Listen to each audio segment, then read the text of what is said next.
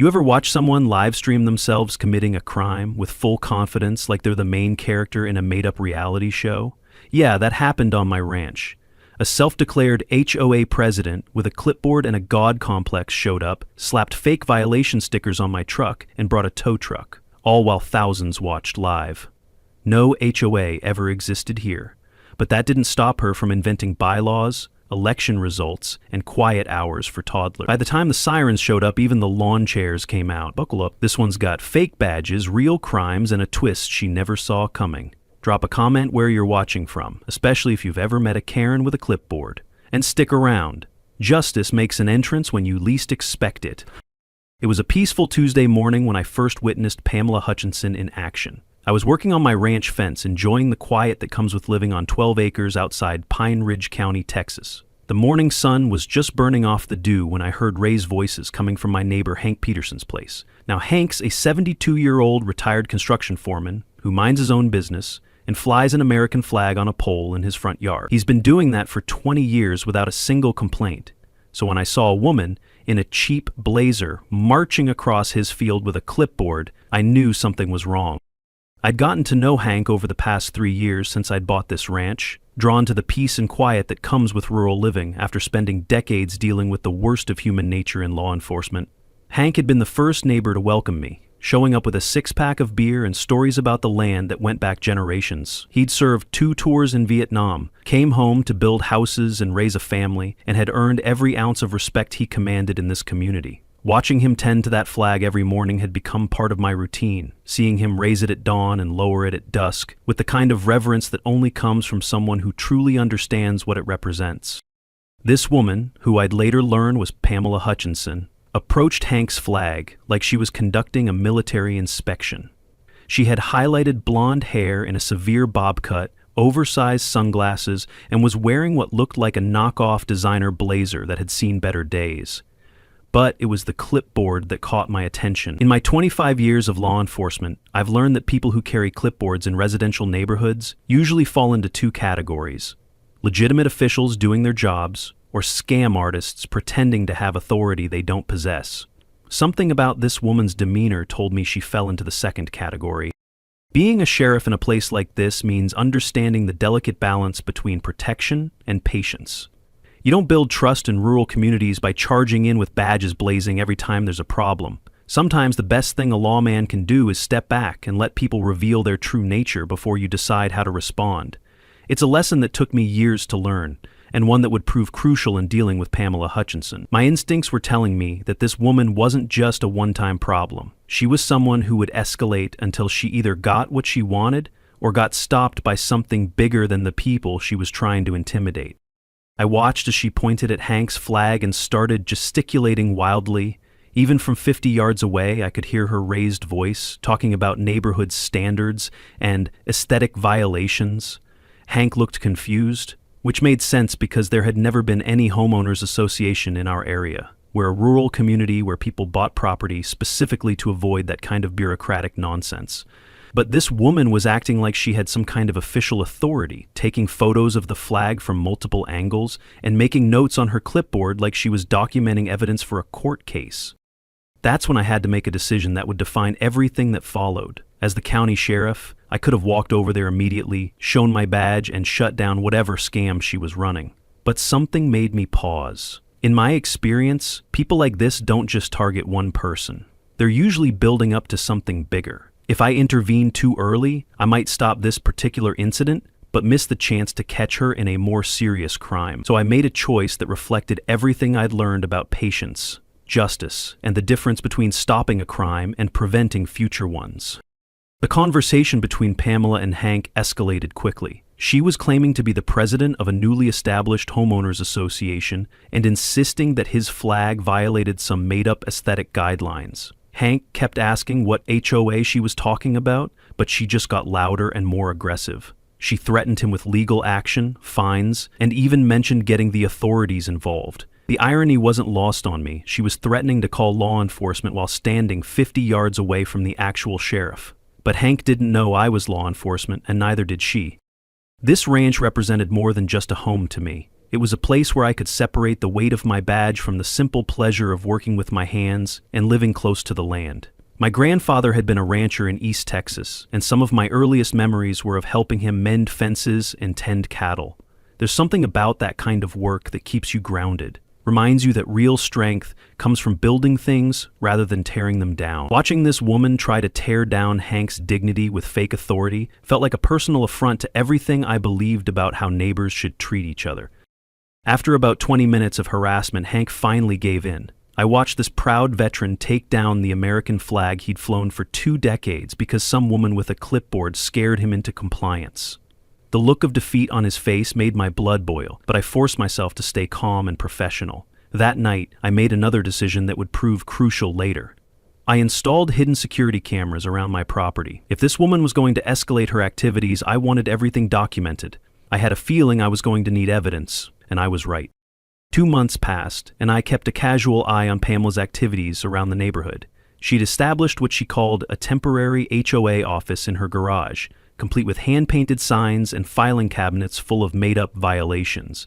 She'd drive around the area in her aging BMW, looking for new targets and imaginary infractions, but she was careful to stay just on the legal side of harassment. Until the morning, she decided to go after my truck. That's when her little game of playing pretend authority was about to collide head-on with the real thing. If I'd known what she was planning, I might have stopped her. But honestly, I'm glad I didn't, because what happened next was exactly the kind of lesson she needed to learn, and exactly the kind of justice that our community deserved to see. 24 hours after Pamela's ultimatum, I was having my morning coffee when I saw her marching across the field toward my property. She'd clearly spent the night preparing for what she considered the next phase of her campaign. This time, she wasn't just carrying a clipboard. She had a whole arsenal of fake authority. Laminated badges hung around her neck. Official-looking violation stickers were stacked in her hand, and she was wearing what appeared to be a security guard's utility belt loaded with measuring tape, a camera, and folders full of documents.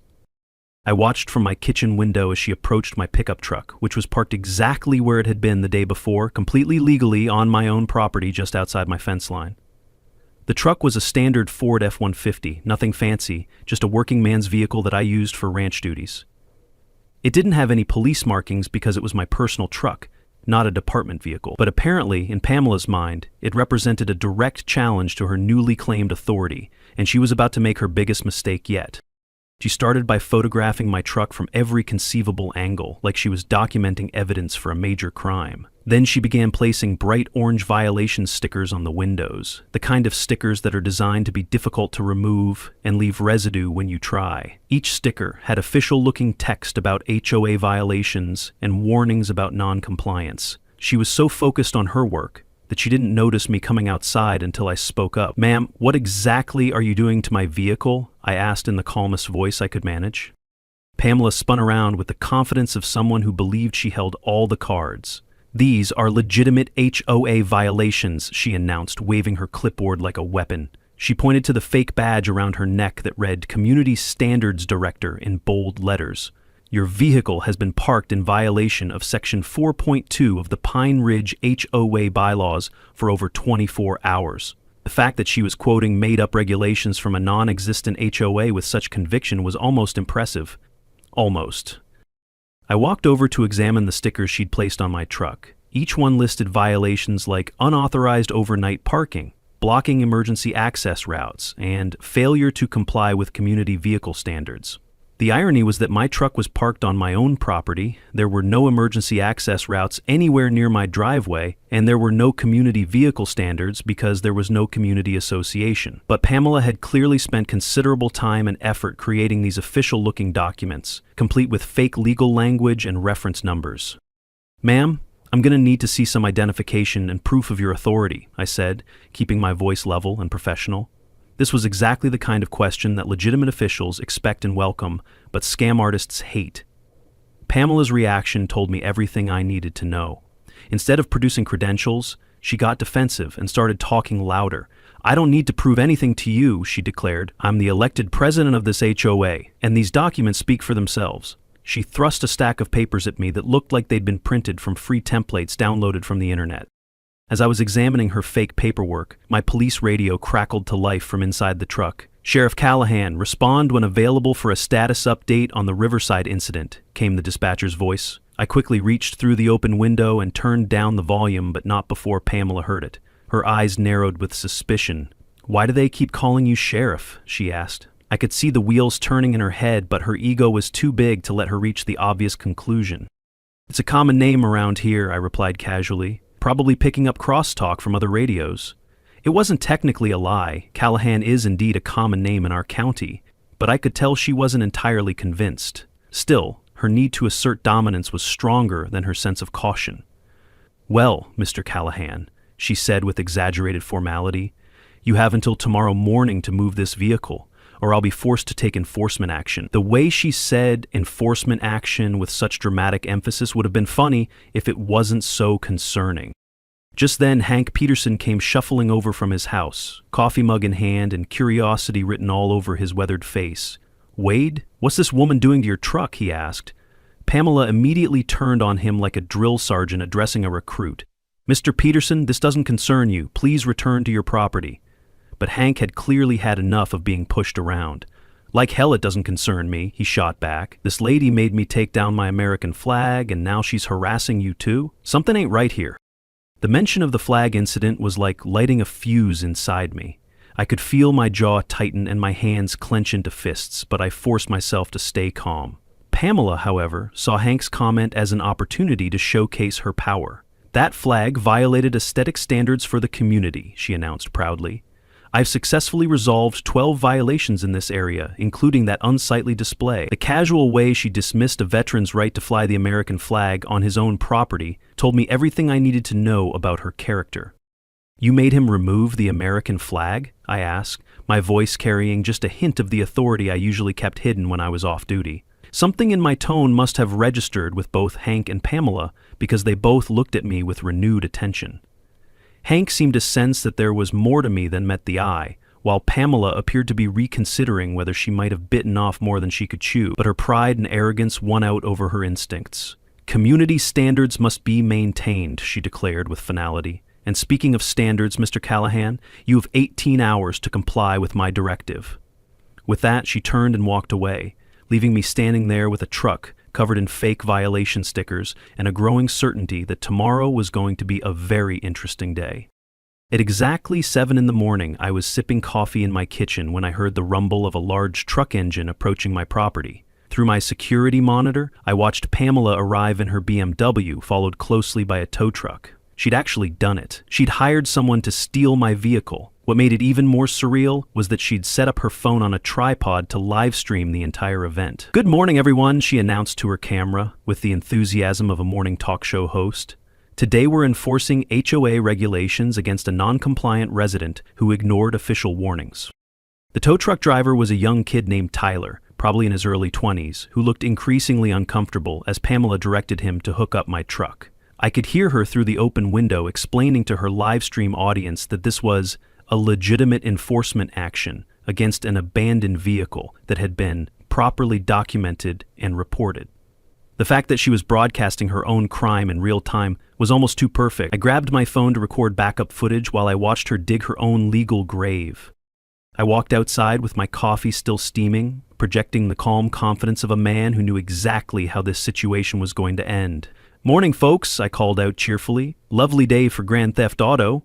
Tyler immediately stopped what he was doing and looked up with the expression of someone who was beginning to realize he'd made a serious error in judgment. Pamela, however, doubled down on her performance for the camera. "This resident ignored official HOA notices," she declared dramatically. "We have no choice but to remove this abandoned vehicle." The livestream comments were already exploding, with viewers pointing out the obvious problems with her story. "Lady, the guy standing right there, how is it abandoned? And this looks super illegal," were among the more printable responses flooding her feed. But Pamela was so focused on maintaining her authority performance that she wasn't paying attention to the growing chorus of people calling her out. Tyler, meanwhile, was getting more nervous by the minute as he looked back and forth between me and Pamela. "Son, let me show you something," I said to Tyler, pulling out my vehicle registration and insurance cards. "This is my truck, on my property, with all the proper documentation." Tyler examined the papers and then looked at Pamela with obvious confusion. "Lady, you told me this was an abandoned vehicle on community property," he said. But this guy has all the right paperwork, and he's clearly the owner. Pamela's response was to get louder and more insistent. He's interfering with official HOA business. I paid you $150 to remove this vehicle. That admission was pure gold. She'd just confessed on live stream to paying someone to steal my truck. The comments section was going absolutely wild, with viewers sharing the stream and tagging local news outlets. "Ma'am," I said with exaggerated politeness, "you just admitted to hiring someone to steal my vehicle, on camera, with about 3,000 witnesses." The viewer count was climbing rapidly as people shared the stream with captions like, "Karen tries to steal sheriff's truck," though they didn't know how accurate that description actually was. Tyler had heard enough. "Look, lady, I don't want any part of this," he said, starting to unhook my truck. "Keep your money, this is way too sketchy for me." But Pamela wasn't about to let her moment of authority slip away. "You have a contract," she shrieked. "I'll sue you for breach of contract if you don't complete this job." The poor kid looked like he wanted to disappear. "Ma'am, you told me it was abandoned property. You didn't mention the owner would be standing here with paperwork."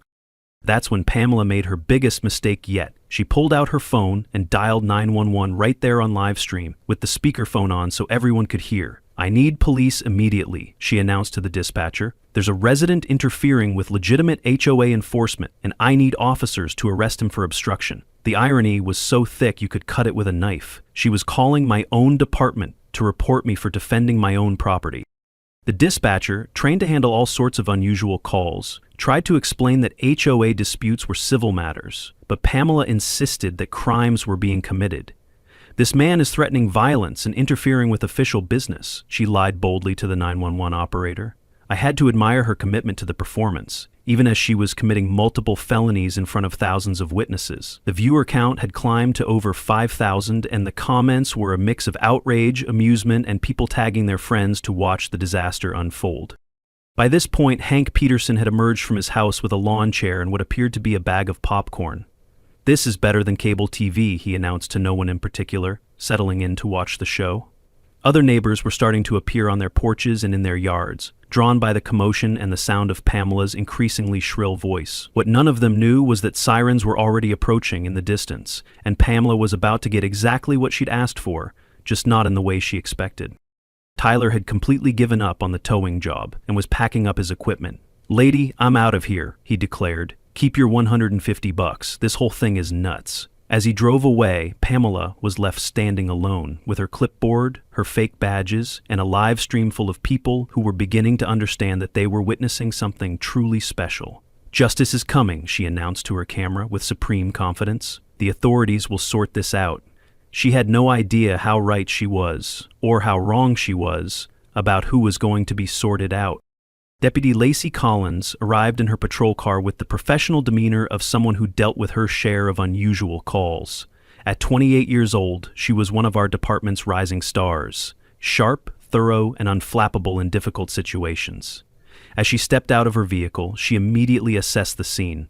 A woman with a clipboard live streaming on her phone, a calm man holding a coffee cup, and a growing crowd of neighbors watching from a safe distance. "What's the situation here?" she asked, in the authoritative but approachable tone that good officers master early in their careers. Pamela immediately rushed toward Deputy Collins like a woman who'd been waiting her entire life for this moment of vindication. "Officer, thank God you're here," she gushed, clutching her clipboard to her chest. "This man has been interfering with legitimate HOA enforcement. I have documented evidence of multiple violations, and he's been obstructing official business." She thrust her stack of fake documents toward Lacey with the confidence of someone who genuinely believed her own lies. The live stream was capturing every word, and the viewer count had climbed past 10,000 as people shared the link across social media platforms. Lacey took the documents and examined them with the practiced eye of someone trained to spot fraudulent paperwork. "Ma'am, step back and calm down," she instructed firmly. "Let me understand what's happening here." Then she turned to me with the kind of respectful attention that comes naturally when addressing someone who carries themselves with quiet authority. "Sir, could you explain your side of the story?" There was something in the way she said it that suggested she recognized something familiar about me, though she maintained complete professionalism. "Afternoon, Deputy Collins," I replied, noting her name from her badge but saying it in a way that suggested familiarity. It was a small detail, but one that didn't escape either Pamela's notice or that of the live stream audience. "I'd be happy to explain the situation. This lady has been harassing neighbors for months, claiming to represent a homeowners association that doesn't exist. Today, she hired a tow truck to steal my vehicle from my own property. I kept my explanations simple and factual, letting the evidence speak for itself. Deputy Collins began her investigation with the methodical approach that separates good cops from mediocre ones. "Ma'am, when was this HOA established?" she asked Pamela. "Do you have county registration documents?" These were exactly the right questions to ask, and Pamela's responses revealed the depth of her deception. "Last month," she claimed confidently, "there was a unanimous neighborhood vote, and I was elected president." She pointed toward Hank Peterson, who was still watching from his lawn chair. "He can confirm my authority." Hank nearly choked on his coffee. "Confirm what?" he called out. "Lady, you're nuttier than a fruitcake. There ain't never been no HOA around here, and nobody elected you to nothin'." His blunt assessment drew chuckles from the other neighbors and a wave of laughing emojis in the live stream comments. Pamela's face reddened as she realized her supposed witness was testifying against her rather than for her. Lacey continued her professional inquiry, asking to see my vehicle registration and property documentation. I produced everything immediately, of course, since I was the legitimate owner of both the truck and the land it was parked on. "Officer, I'd like to file several complaints," I said in a tone that carried just a hint of the authority I normally wielded. "This woman has committed trespassing, attempted theft, harassment, and filing false emergency reports." The way I listed the charges seemed to register with Deputy Collins, who looked at me with increased attention. When Lacey keyed her radio to request supervisory assistance, the response from dispatch created one of those perfect moments that you couldn't script if you tried. "Unit 12 requesting supervisor at 847 Ranch Road," she transmitted. The response came back immediately. "Copy that, Unit 12. Sheriff Callahan is en route to your location. ETA 5 minutes." The effect on Pamela was immediate and visible. Confusion, then suspicion, then the beginning of a terrible realization that something was very wrong with her understanding of the situation. "Why does everyone keep saying Callahan?" Pamela demanded, her voice rising with the first hints of panic. "That's the third time someone's called that name on the radio." Lacey maintained her professional composure, but I could see the slight smile she was trying to suppress. "Ma'am, when the sheriff arrives, please remain calm and allow him to address your concerns," she said diplomatically. The live stream chat was going absolutely crazy with speculation, with some viewers beginning to piece together what was really happening. I checked my phone and saw that the viewer count had climbed past 15,000, with people sharing the stream and creating hashtags like Sheriff Justice and Karen Meets Reality. Pamela was still live streaming, oblivious to the fact that she was broadcasting her own downfall to an increasingly large audience. "Perfect," she announced to her camera with renewed confidence. "The sheriff will sort out this corrupt deputy and this obstinate resident. Finally, some real authority."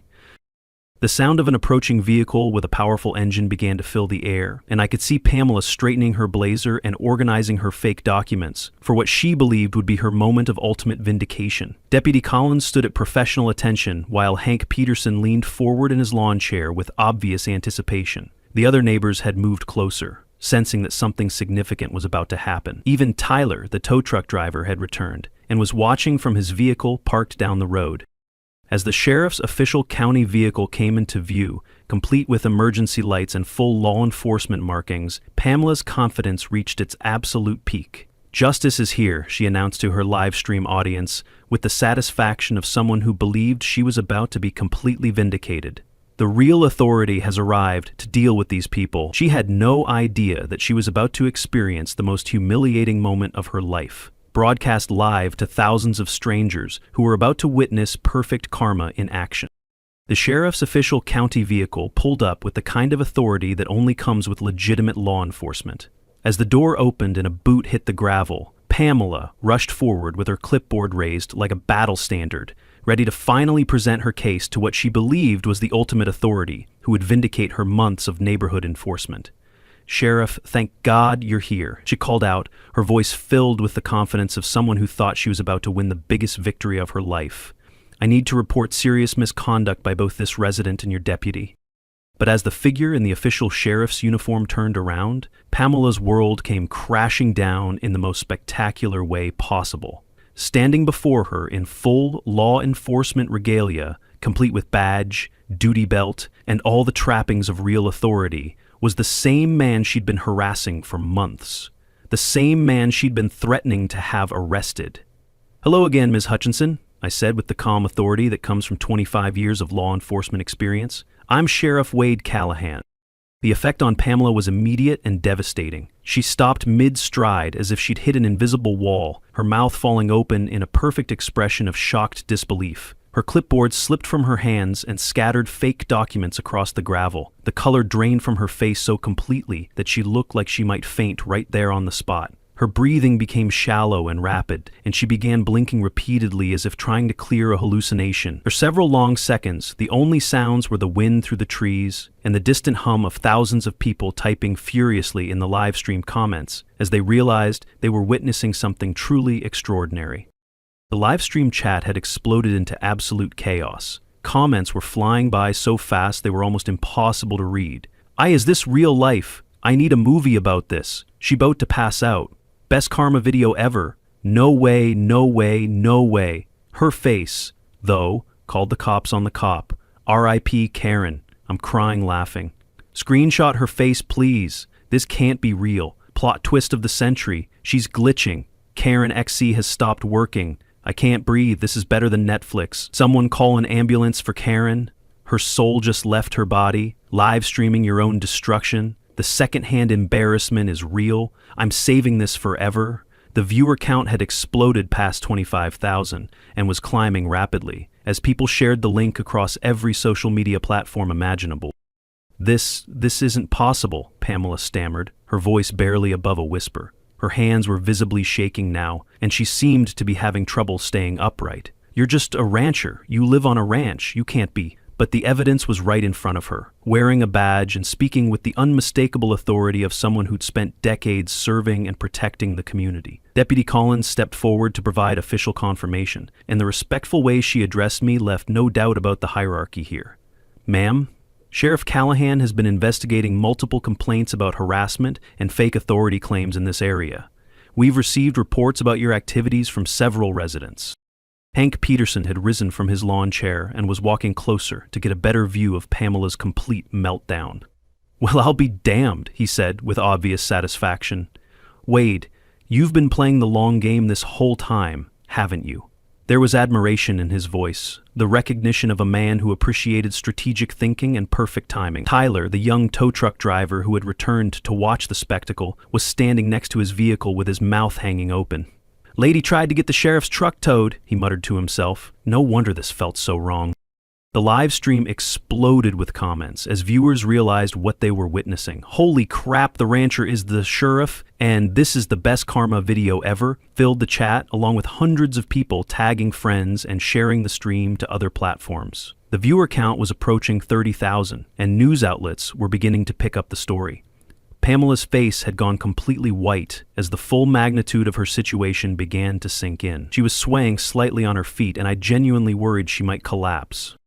"You tricked me," Pamela suddenly burst out, her voice cracking with desperation. "This is entrapment. You deliberately deceived me about who you were. This isn't fair." The accusation hung in the air for a moment before I responded with the calm patience that comes from dealing with desperate people making desperate claims. "Ma'am, I never lied to you about anything. You never asked what I did for a living. You assumed I was just a rancher because that fit your narrative about being able to push me around." Deputy Collins was doing her best to maintain professional composure, but even she seemed amazed by the sheer audacity of Pamela's situation. "Ma'am, the sheriff's identity doesn't change the fact that you committed multiple crimes today," she said firmly. "You hired someone to steal a vehicle. You filed false reports with our dispatch center. You've been impersonating a position of authority." Each point she made seemed to drive Pamela deeper into shock and disbelief. "Miss Hutchinson, let's review what happened here today," I said in my official capacity as sheriff. "You hired someone to steal my vehicle. You filed false reports with our dispatch center. You've been impersonating a position of authority for months. And you've been harassing law-abiding citizens with fake legal documents." Each point I made was like another nail in the coffin of her fake authority empire, and she could only stand there and listen as her entire fantasy crumbled around her. The woman who had terrorized neighbors with fake power was now face to face with real authority, and the contrast couldn't have been more stark.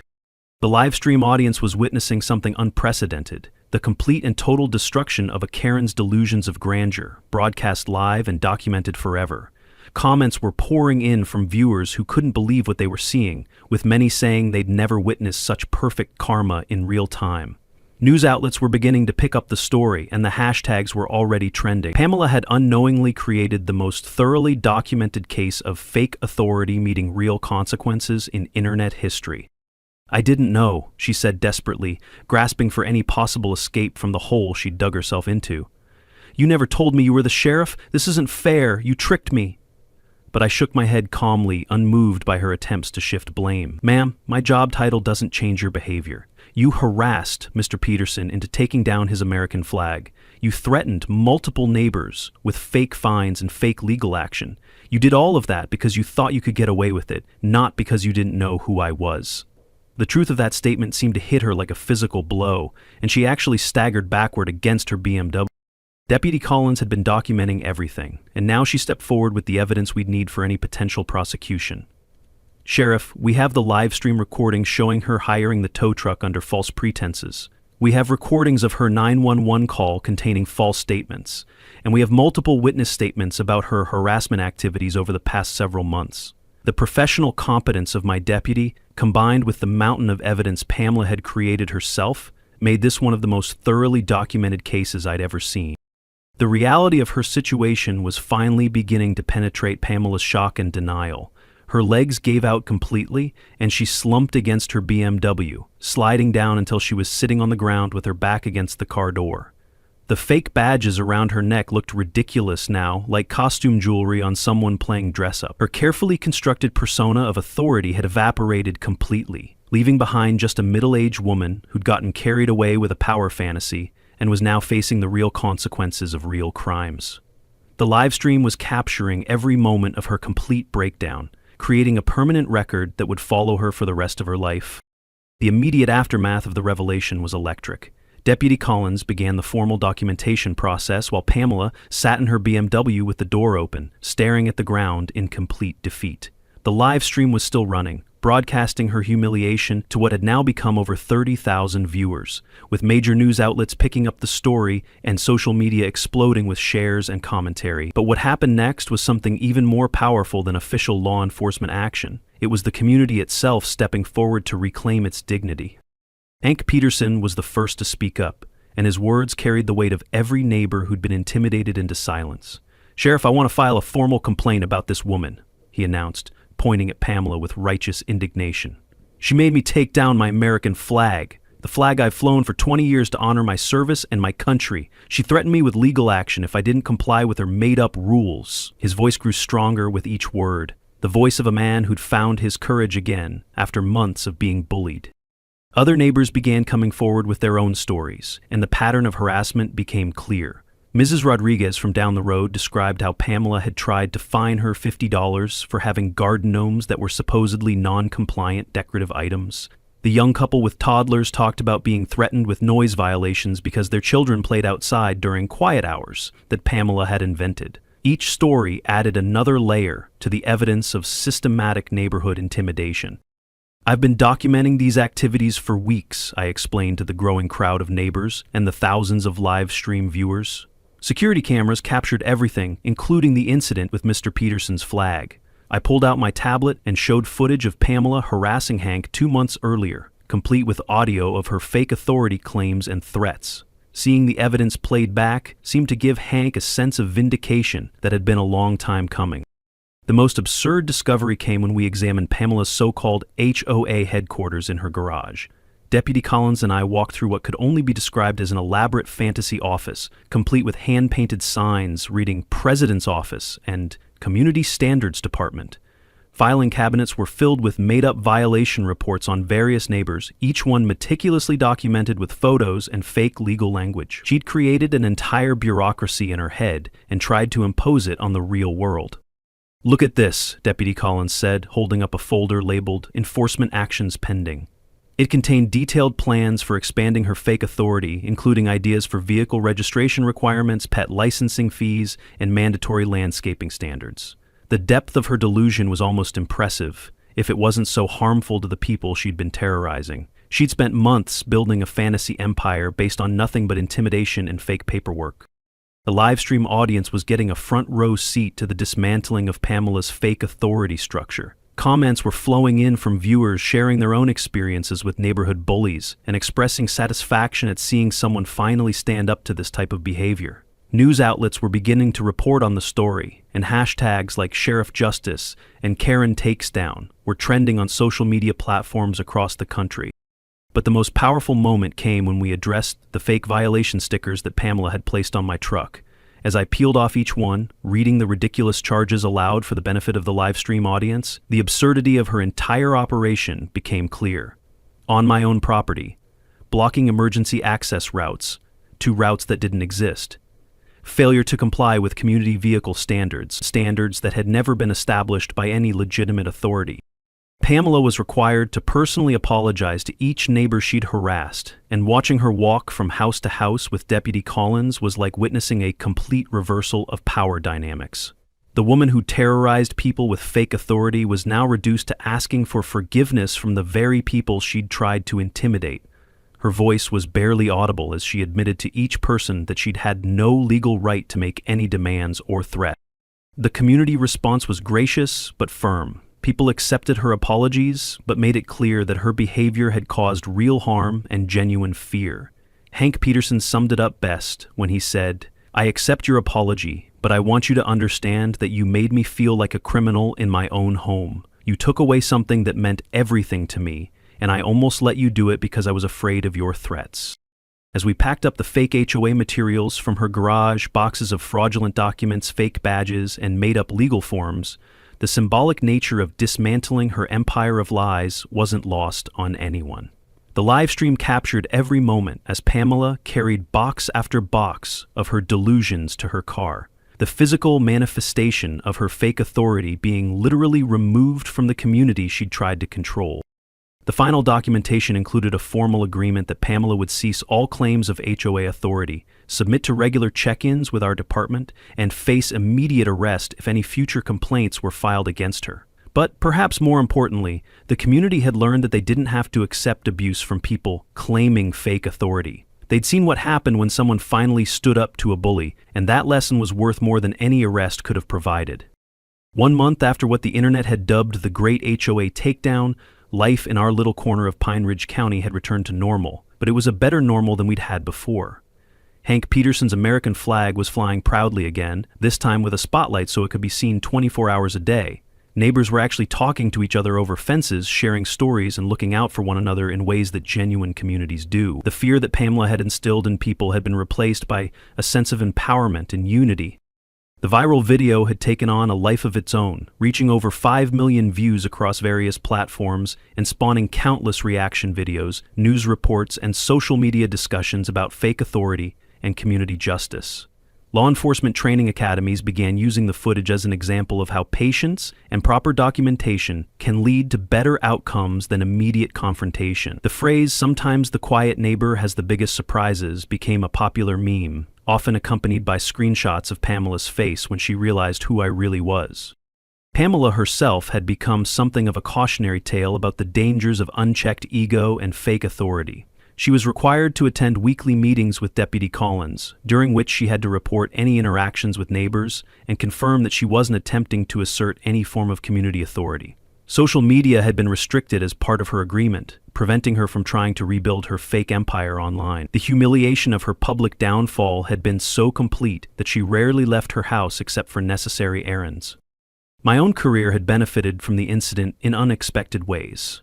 County commissioners praised the way I'd handled the situation, noting that patient investigation and community fee-free policing had achieved better results than aggressive enforcement might have. I was invited to speak at law enforcement conferences about dealing with fake authority scams and building community trust. The incident had become a textbook example of how real authority should be exercised, quietly, confidently, and always in service of the community. The educational impact extended far beyond our small community.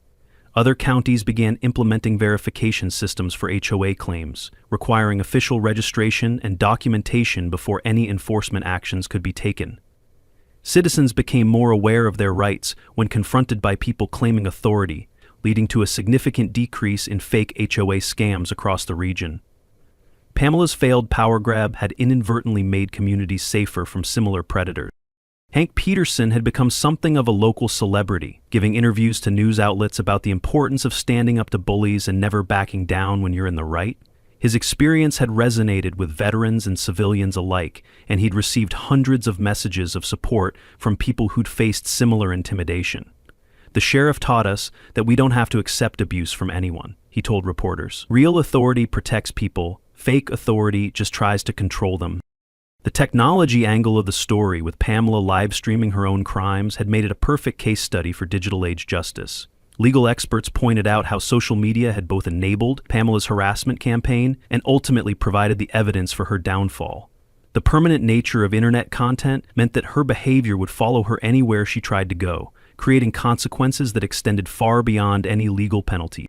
6 months after the incident, I received word that Pamela had quietly moved to another state, apparently hoping to escape the digital footprint of her humiliation.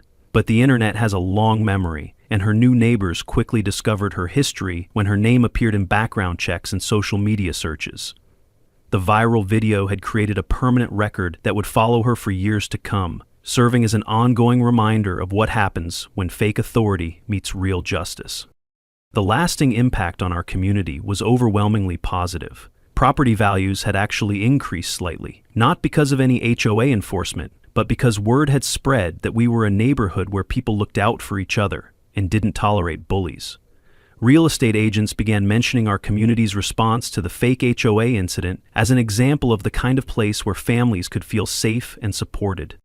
The case had also sparked important conversations about the difference between legitimate community organizing and authoritarian intimidation. Several nearby neighborhoods had reached out for advice on dealing with similar situations, and I'd been able to help them understand their rights and options when confronted with fake authority figures. The ripple effects of standing up to one bully had empowered communities across the entire region.